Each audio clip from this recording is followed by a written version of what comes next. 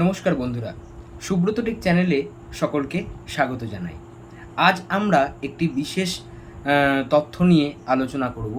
সেটি হচ্ছে আয়ুষ্মান কার্ড, যেটা বর্তমানে খুব প্রচলিত শব্দ, সবার মাথাতেই আসছে এবং আমরা আয়ুষ্মান কার্ড নিয়ে কিছু মানুষ জানি, কিছু মানুষ জানি না। আরেকটি হচ্ছে আভা কার্ড। ঠিক আছে, আমরা এই দুটো কার্ডের মধ্যে আমরা ঘুলিয়ে ফেলছি। আমাদের প্রত্যেকের মধ্যেই প্রশ্ন আসছে যে আভা কার্ড থাকলেই কি আমি আয়ুষ্মান কার্ডের সুবিধা পেতে পারি, বা আভা কার্ড বা আয়ুষ্মান কার্ড কি একই জিনিস, একই ফেসিলিটি কি আমরা পেতে পারি?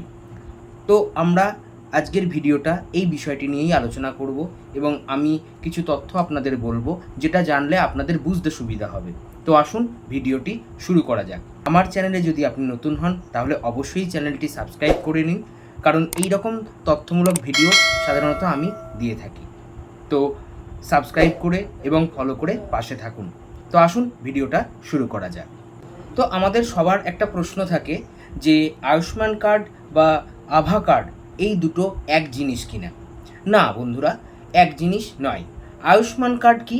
আয়ুষ্মান কার্ড হচ্ছে স্বাস্থ্য বীমা সুবিধার জন্য ব্যবহৃত হয়। যোগ্য পরিবারগুলো নির্দিষ্ট পরিমাণ পর্যন্ত বিনামূল্যে চিকিৎসা সুবিধা। তো এইবার আসি আভা কার্ডে। আভা কার্ড কি? আভা কার্ড একটি ডিজিটাল হেলথ আইডি। এর মাধ্যমে একজনের স্বাস্থ্য সংক্রান্ত রেকর্ড এক জায়গায় সংরক্ষণ ও পরিচালনা করা যায়।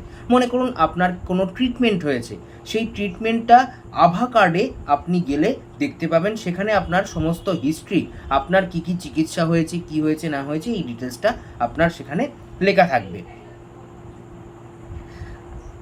প্রথমে আয়ুষ্মান কার্ড সম্পর্কে কিছু কথা বলি।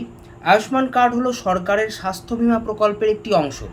এই কার্ডের মাধ্যমে যোগ্য পরিবারগুলো নির্দিষ্ট হাসপাতালগুলোতে ক্যাশলেস চিকিৎসার সুবিধা পেতে পারে। অর্থাৎ চিকিৎসার খরচ সরাসরি সরকার বহন করে নির্ধারিত সীমার মধ্যে।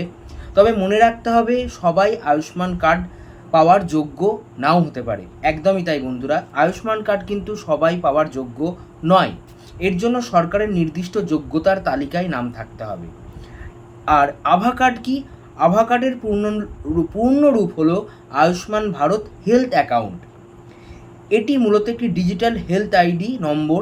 যেমন আধার কার্ডের একটি ইউনিক নম্বর থাকে, তেমনই আভা কার্ডেরও একটি ইউনিক হেলথ আইডি থাকে। এই আইডির মাধ্যমে একজনের স্বাস্থ্য সংক্রান্ত তথ্য, যেমন প্রেসক্রিপশন, টেস্ট রিপোর্ট, হাসপাতালের রেকর্ড ইত্যাদি ডিজিটালভাবে সংরক্ষণ করা যায়। ভবিষ্যতে অন্য কোনো হাসপাতালে গেলে প্রয়োজন অনুযায়ী সেই তথ্য সহজে আমরা ব্যবহার করতে পারি। তাহলে দুই কার্ডের মধ্যে মূল পার্থক্য কী হলো? আয়ুষ্মান কার্ড আপনাকে স্বাস্থ্য বিমার সুবিধা দেয়, অন্যদিকে আভা কার্ড কোনো স্বাস্থ্য বিমা দেয় না। এটি শুধুমাত্র স্বাস্থ্য রেকর্ড ডিজিটালি সংরক্ষণ ও ব্যবস্থাপনার জন্য এটি ডিজিটাল পরিচয়পত্র। সহজ ভাষায় বলা যায় আয়ুষ্মান কার্ড চিকিৎসার খরচে আর্থিক সহায়তা করে, আর আভা কার্ড ডিজিটাল হেলথ আইডি ও স্বাস্থ্য রেকর্ড ব্যবস্থাপনা করে।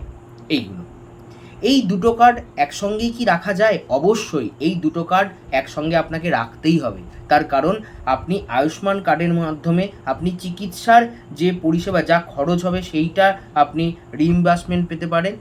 আর আভা কার্ডের মাধ্যমে আপনি মনে করুন ওয়েস্ট বেঙ্গলের বাইরে কোথাও চিকিৎসা করতে যাচ্ছেন, সেখানে গেলে আপনি টোটাল কী কী চিকিৎসা হয়েছে আপনার, সেই রিপোর্টটা কিন্তু আপনার যে চিকিৎসক আছে তাকে আপনি দেখাতে পারবেন। তো এই দুটো কার্ড কিন্তু সম্পূর্ণ আলাদা, এবং এই দুটো কার্ডের ট্রিটমেন্ট, এই দুটো কার্ডের সিস্টেমও কিন্তু আলাদা।